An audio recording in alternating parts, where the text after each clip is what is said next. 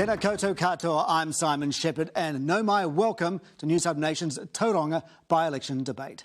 With me are the three leading candidates, Nationals' Sam Uffindell, Labor's Jan Tinetti and ACT's Cameron Luxton. Thank you so much for your time. OK, let's get straight into it and let's start with some numbers. Here is our poll from last week in the battle for Tauranga. And if you look at that, Jan Tinetti, I'm going to start with you. 21.9%, that's down from 38.5% at the election. Tell me why you are still campaigning. Well, I'm still campaigning because I'm out there getting our message across, so getting the message of the wonderful things that this government has been doing and is doing, particularly for Tauranga. I mean, I would say that on those numbers, Simon, that's not unexpected in a by-election. It is hard to motivate the vote and to get our vote out, so I'm not taking anything by that, and I will be campaigning right up until the last minute. I would point out, though, that Labor's party vote dropped by 14% in that poll. So what is the message that Tauranga voters are sending your government? You know, I think at the moment that would not be unexpected with how people are feeling post-COVID or in the middle of COVID for some people. People are feeling the pinch at the moment with the global pressures on the cost of living and also with how they're feeling tired from the COVID experience. They're tired of your government? Tired of the COVID experience, Simon. OK, let's move on to Sam Uffindell. 56.9%, that's massive. But is Tauranga really just a golden National Party ticket to Parliament, no matter who gets selected? No, I don't see it that way. Look, the only poll that matters is the one on the 18th, and that's why I'm working every day, all day, and we'll be right up through until the end of the campaigning period. So you're not resting on your poll laurels? Absolutely not, absolutely not. I've been out there in the pouring rain, knocking on doors. I'm working as hard as I can. OK, let's talk to you, Cameron Luxton, 7.4% in that poll. But you're running because ACT commissioned a poll which found that you were the most effective opposition party, right? Well, that's not the only reason I'm running. I'm running because I think Tauranga needs a chance to send a message to this government. On these, sure, but on these numbers, 7.4%, I mean, if you don't win, are you going to ask for your money back on that poll? Oh, hell no. I mean, we've doubled my polling since the 2020 election, so I'm very happy with the direction of travel, and I think it's showing that the people of Tauranga are sick of the representation that we've been subjected to for many decades from both sides of the House, and they're saying that we want to see a real change, and they can see in me, as a builder and a business owner who grew up in Tauranga, that there is someone who will stand up and represent them, and that's why the vote is coming to ACT in this election. All right, well, let's start to talk issues, and the first one, law and order, and we spoke to some of your prospective constituents on the street. So my question to the candidates is, what are you going to do about law and order issues in this country? They've just been let loose. We're letting all our criminals out of our jails. What are you going to do to make people feel safe again? OK, let's come to you, Sam Uffindell, first. So, concern about law and order. The Bay of Plenty has 1,461 gang members, more than anywhere else in the country. That's the Bay of Plenty. You want to issue fines if they cruise en masse through town. Do you really think that gang members are going to pay attention to traffic fines? Well, they can also have their bikes confiscated for 28 days and we'll give the police the powers to do that. And when I talk to people, you know, young families and people whose houses have convoys driving past, they're intimidated. So this is a way to take back the streets from the gangs and give it back to the law-abiding public. Won't that raise tensions? Aren't you really advocating confrontation on the street? No, it's not about that. It's about saying, look, it's not appropriate to drive through the streets intimidating people. The police can use it at their discretion. But if you look at what happened at a regular traffic stop in Auckland just recently, Constable Matthew Hunt was killed in a regular traffic stop by a gang member. Could that be the outcome if you do this kind of thing in Tauranga? No, I don't think that will be the outcome. I mean, we had a situation the other day in the Mount where gang members blocked the police off while a few of them did burnouts. Then the police couldn't get to them, the people drove off, couldn't be pursued, you know, and that creates a lot of hostility in the environment. People are scared. Our focus is on keeping the streets safe and we'll back our police to do that. OK, Jan Tinetti, in the past week in Tauranga, a bus driver has been attacked. Nurses have had their cars broken into. A meth shipment, again, seized at the port. Is crime getting worse under Labor in Tauranga? I would say first and foremost that my sympathies go to those people and anyone that feels scared by crime, and that's one of the reasons why this government is putting more resourcing into policing and more funding into fighting crime, as we saw in the last budget. But that is only one solution, Simon. There is a multifaceted approach that needs to be taken across government, and if we're only talking about punitive response, we are not going to get long-term changes, and I am passionate about seeing long-term changes and a better future for our young people. I saw you shaking your head before about Sam Uffindell's policy. Are you saying that there would be an escalation on the streets of Tauranga if something like that was put into place? I honestly think that that's a very short-sighted policy, because that sort of policy is not looking at the big picture and is coming from a lack of understanding of how gangs operate. We don't just need a punitive approach. We do need to have consequences for poor behaviour, but we also need to have a multifaceted approach that is bringing in across government and community. Community is important in this solution. Yes, Sam. Simon, can I comment on that? It's only one piece of the puzzle, really. Yeah. You know, we had other things around firearm prohibition orders, setting up a specialist gang unit, and then there's all the work that Nicola Willis is going to do in the social investment port. All right, OK, so I do want to raise the point that crime in Tauranga has increased in the year to April, but they are more minor crimes like theft and burglary, less assault. Cameron Luxton, I mean, you want to go hard on gangs, but those kinds of crimes are not really what the gangs are into. Look, minor crimes need to be prosecuted. ACT's got a policy that we want to introduce burglary into the 3 strikes regime, so that, you know, if someone's committed 3 burglaries they've been caught for, the chances are they've committed many more. And a lot of the driver of that is drugs, which is driven by gangs. And the fact that gangs have increased by gang memberships increased by 50% since Labor came in, this just shows that, you know, the fluffy duck approach is not actually working. We need to hit them where it hurts, and that's their pocket. And ACT has been pushing a policy for this. How did punitive work for years? Gang control orders, which Labor has voted down, but apparently I'm hearing again from Jacinda Ardern in the media this week saying that they're going to start looking at gang control orders. Do you want to jump in there? Yeah, I do, because they talk about the fact that they don't want a long-term solution, because I've they're never saying said that at all. That's exactly what you're saying, We because don't want you a are long-term saying solution. We want to punish crime, and we want to support communities. You are saying that you don't want a long-term solution because all you are saying is what we have done for years, a punitive approach. We need to be working on a long-term solution. We want a better future for our young people, and that means working with community, working across government, working with gangs as well for that solution. OK, so you all agree that you want a safer community. But I just wonder, are you Sam, are you, Cameron, and you, Sam, using the gangs as a fear-mongering political group? Of course not. The people of Tauranga have been seeing gangs on the streets more and more. And the reason for this is we have a hub in the centre of our city for the importation of drugs. It's no wonder that the gangs are trying to win dominance in our area. And the people of Tauranga are being intimidated. Right, so they're being intimidated. But assaults are down in the latest crime stats. It's more the minor crimes. Look, if people aren't feeling safe, they're not going to send their kids out to be part of the community. There's your long-term problem. If they're not feeling safe, they're not going to open businesses. If they feel like their community is not somewhere they want to be, that just destroys community cohesion. And you know, Tauranga needs to have safer and stronger communities. All right. I want to talk about safety, and I want to talk about racism next. Te Pāti Māori isn't standing because it says Tauranga is unsafe, and it points to white extremist sort of leaflet drops as evidence. So in our poll last week, we asked residents whether Tauranga is a racist city, and overall they disagreed, 52%. But if you drill down into these numbers, Cameron Luxton first, 71% of ACT supporters said no, Tauranga is not racist, 71%. Do you agree with them? Well, that would line up pretty decently with the population of Tauranga. I mean, what's happened here How do you mean by that? Well, judging by your numbers, 71%, you know. That equals up agree and neither disagree or agree. Anyway, I'm just saying that ACT voters are part of the population, so we're not outliers. Yeah. What I think the worry here is this is another way of dividing us. And you know, I approach everybody based on how they come across as an individual. Nobody should be subject to racism, and we shouldn't be using racism as a card in a political environment.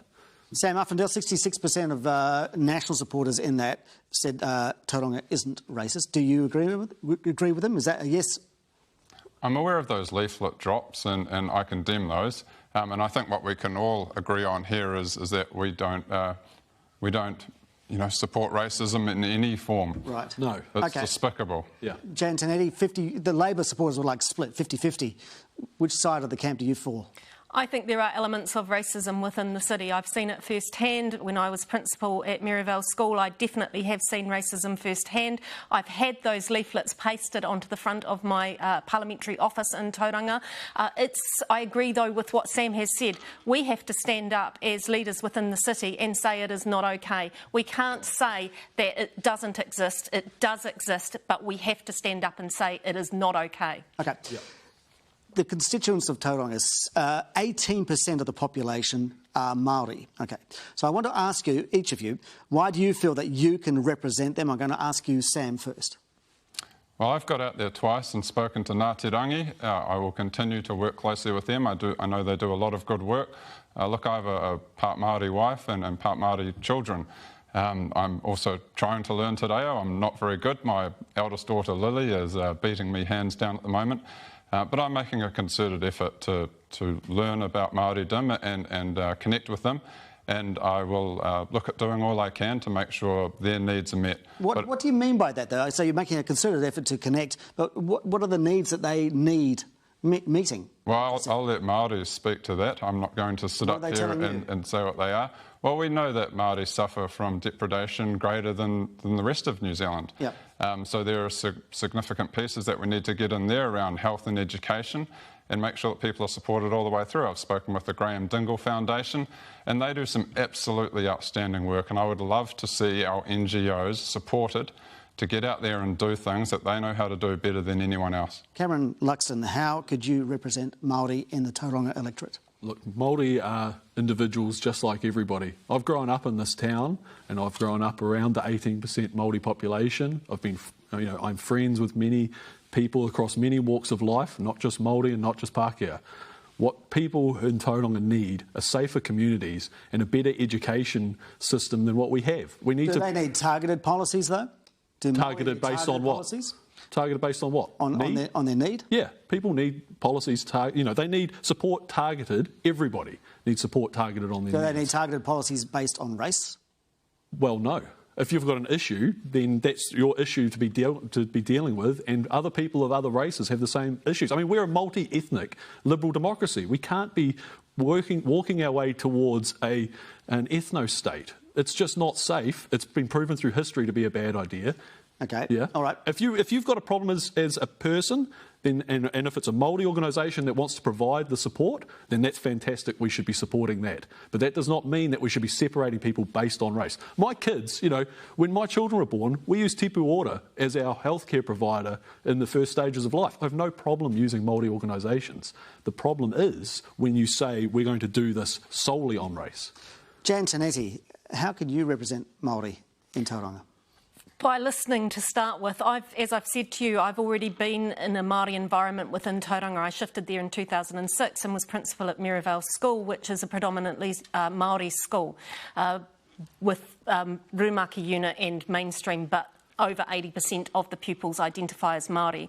I found it was really important to connect with the iwi, listen to the iwi, but I will say, Simon, that if we expect to keep doing the same or having the same Eurocentric approach towards lifting Māori from the bottom of all stats where they sit, particularly I'm talking about education and health, if we expect that same Eurocentric approach to have better results, then we are kidding ourselves. So how's that going to go down? Hang on, how's that going to go down in the population of Tauranga, which is predominantly, as you say, Eurocentric?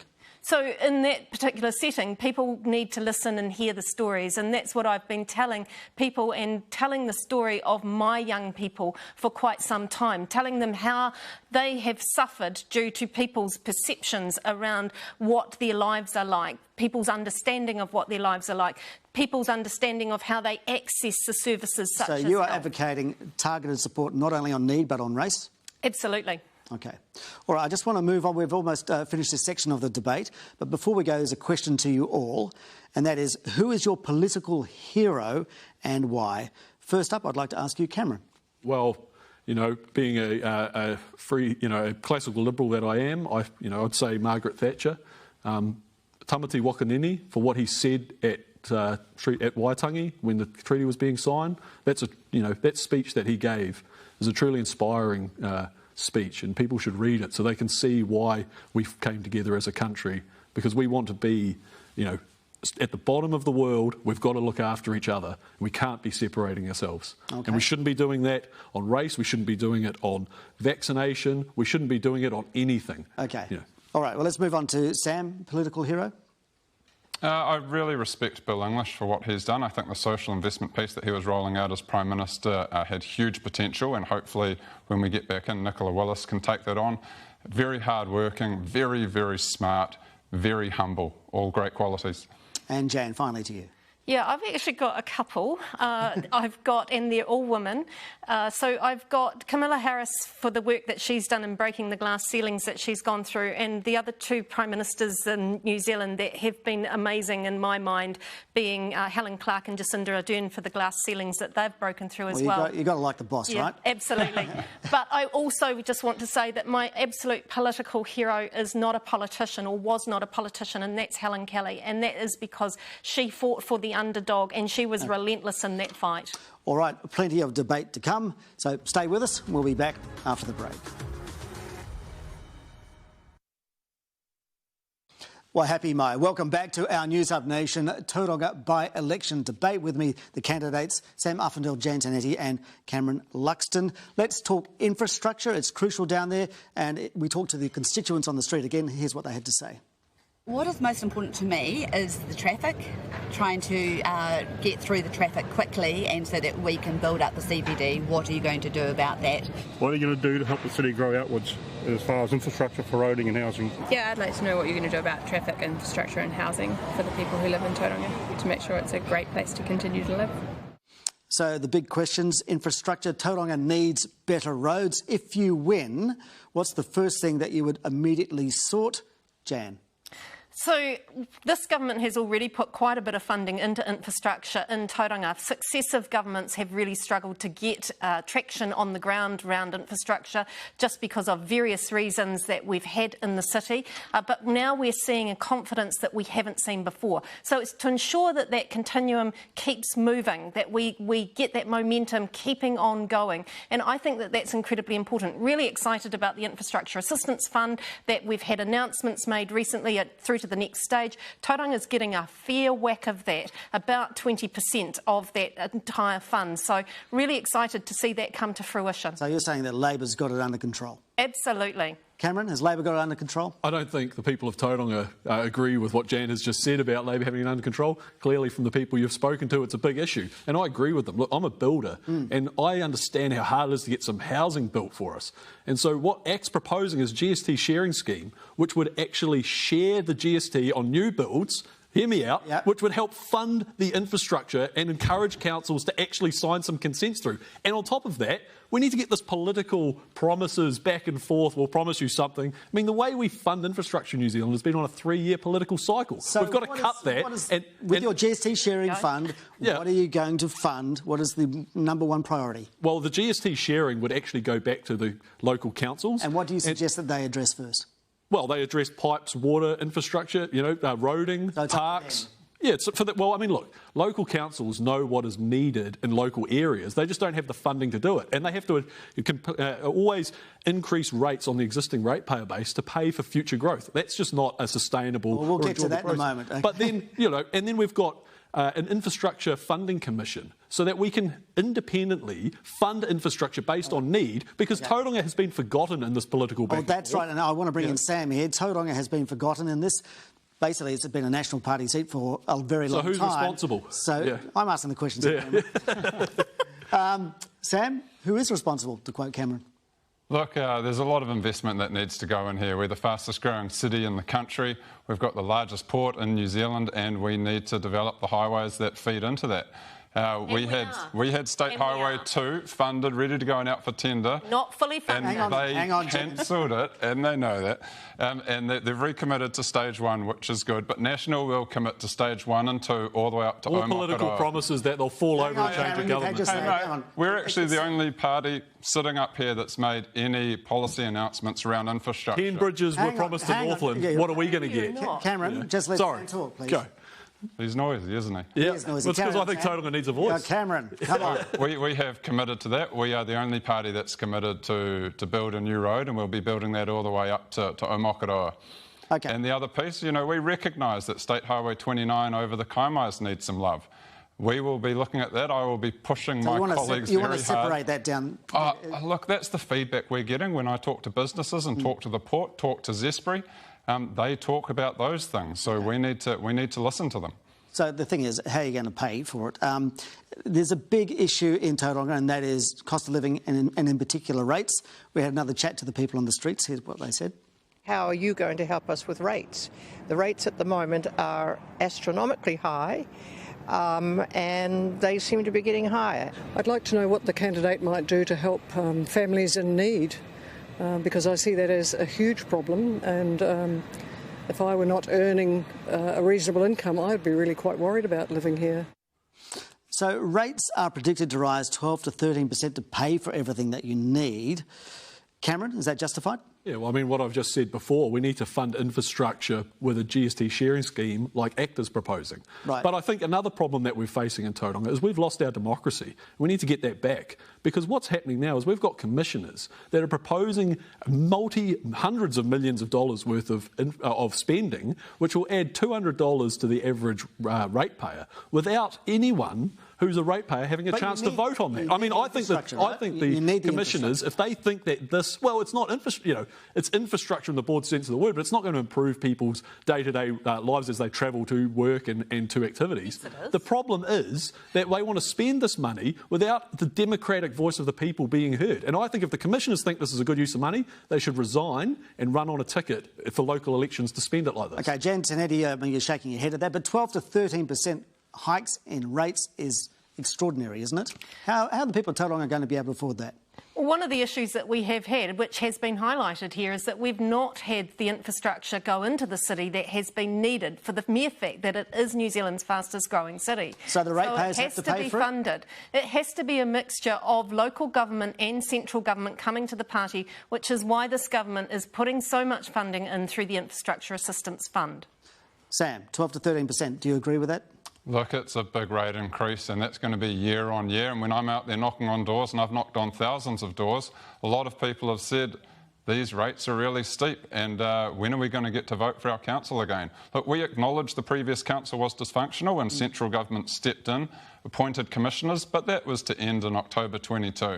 So under a national-led government, the people of Tauranga would be electing their own council this year. Why did no national MP ask a question like that in the House?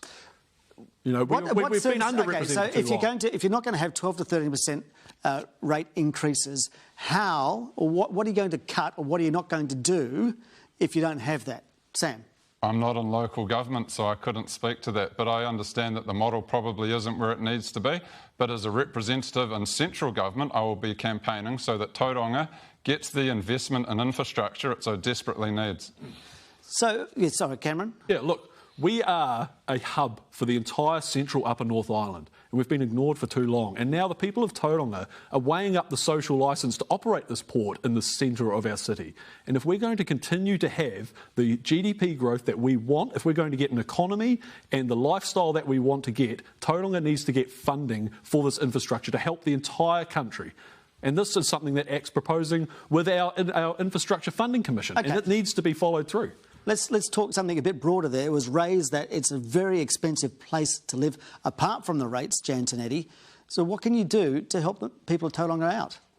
Actually, to start with, it's what I've already said around making certain that we are looking for that central government funding as well, which we are putting in through, as I've said, the infrastructure assistance funds, but there are other funds as well. We've got Kaianga Ora that are there who have purchased quite a bit of land at the moment to enable cheaper housing to be built. I was at the opening of a social housing block not that long ago. We've got more of those planned. Those sorts of things will help people out within the city and will make it more affordable to live there.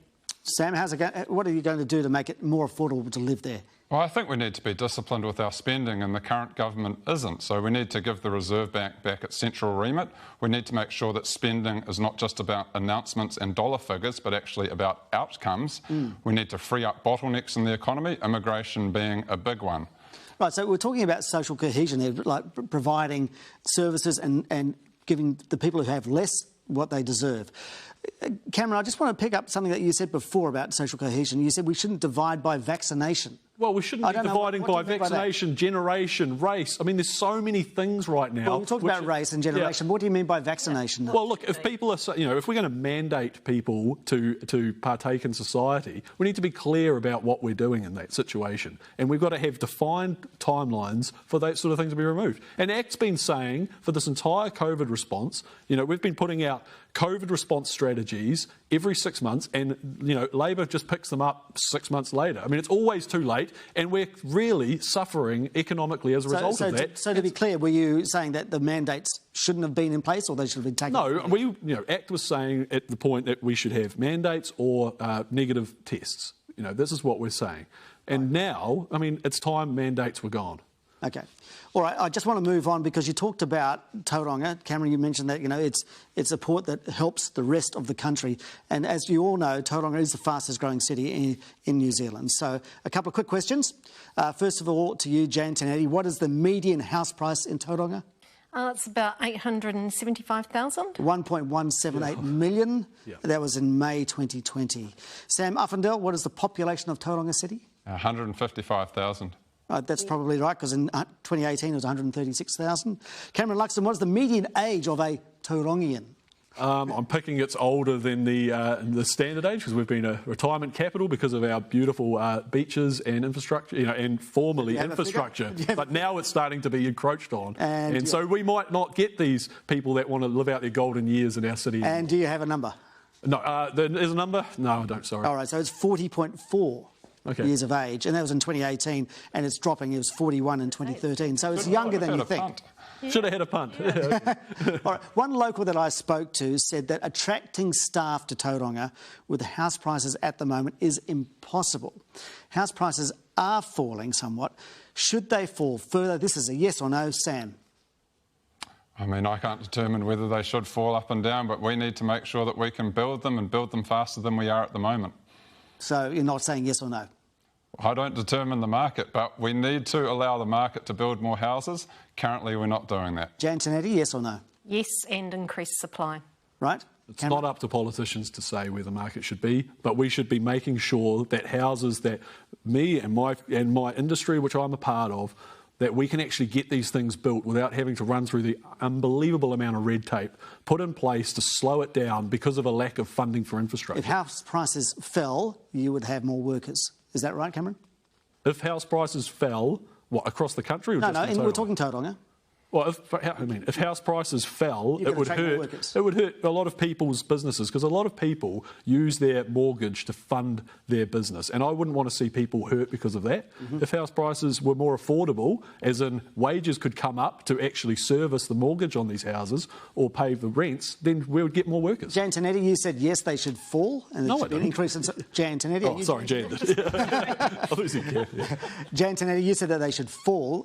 Cameron says that people use the equity in their houses to fund their businesses. Would you be hurting a lot of small to medium enterprises? Yeah, I think that we need to be really careful about how we're placing that on existing houses at the moment. But if we're looking at building new houses, we need to build them so that they're affordable. That's where I'm coming from, and making certain that the new house build is affordable for people. I totally understand that people are using that as equity for their businesses. One quick yes or no question. Should Aucklanders be banned from moving to Tauranga? Sam? Of course they shouldn't.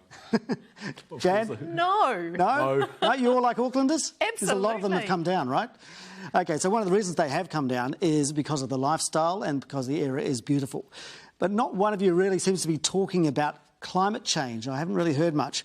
So can you tell me one specific Tauranga-based policy of yours to battle climate change? Sam? Well, if we're going to have EVs on our roads and buses on our roads, then we need to make sure that our roads are fit for purpose. So that's why we'll be pouring investment into that. And you know what? Once you get that happening, all that traffic that's sitting there idling, throwing carbon into the air, well, it'll be moving from A to B a lot faster. So more roads, OK. Jan Tanetti?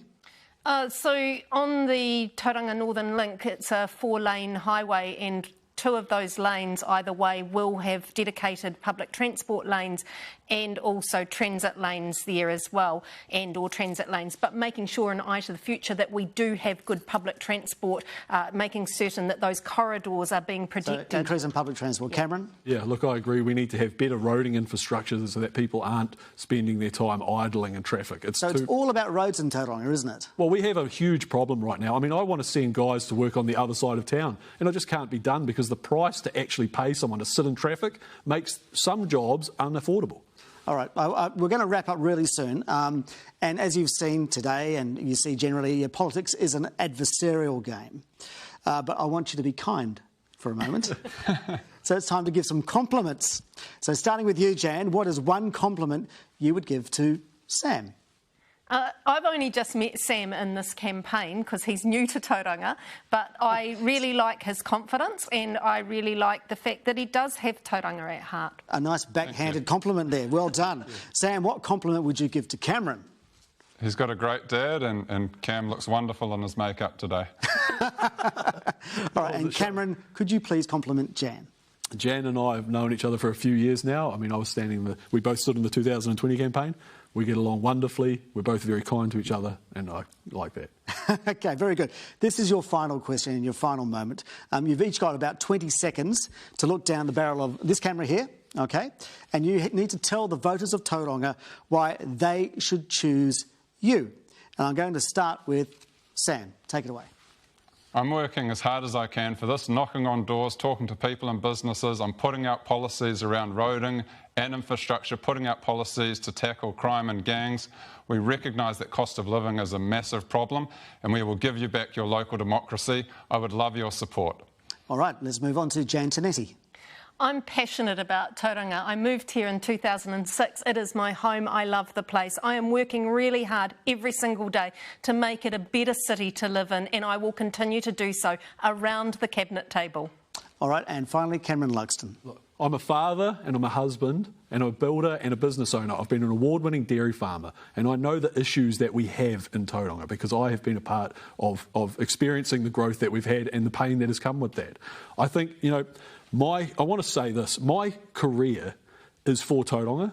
Tauranga is not part of my career. I want to make a difference so that my children love the city as much as I did growing up. OK. Thank you very much for your closing statements. And that is a wrap. Thank you to our candidates, Nationals Sam Uffindell, Labor's Jan Tinetti and ACT's Cameron Luxton.